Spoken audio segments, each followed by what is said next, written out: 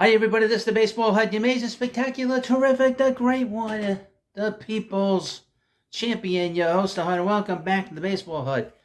Hope you like this video. Hit that subscribe button. So, the Mets have been pretty active last couple days. They've been bringing a lot of sort of major league players on minor league deals.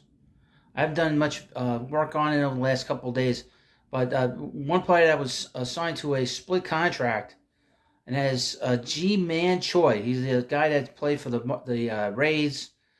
He played for the Padres. He's bounced around with the Pirates.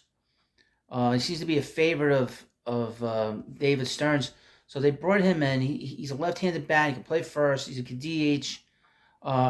In all likelihood, he's probably not going to make the team. But if he doesn't, they'll send him to Syracuse, which is interesting in and of itself. I mean, he's a guy that he's had success. When he was with the Rays, he had a lot of success. Last year or two, he's been kind of struggling, but he has had some success as sort of a role player. Now, the rumor is, and it seems to be more just a rumor, the Mets are talking to Luke Voit, the former Yankee, I guess another sort of cast-off from the Yankees, a cast-off, but he's bounced around a little bit over the last few years. And he's been with a lot. He's been with the Cardinals, the Padres. Last year was with the Brewers. A guy that obviously was able to play under David Stearns when Stearns was still an executive. But interestingly enough, he played really well for the Mets when they picked him up, I guess, off of waivers last year, or they picked him up after he got DFA'd and in AAA. I was very surprised that Voit did not get called up with the Mets last year because he really deserved to play with the Mets. I would have liked to have seen him bat behind Pete last year, but they didn't do that.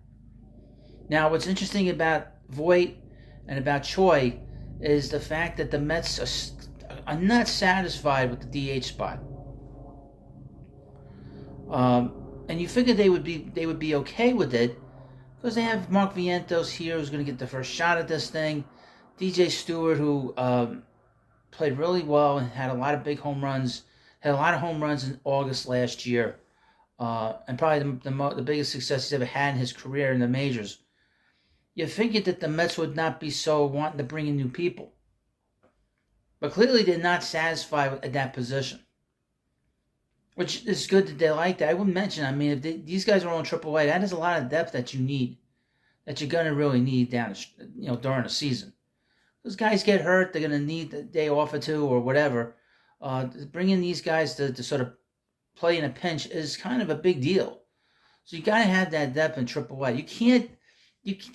Every player that you sign can't be a superstar.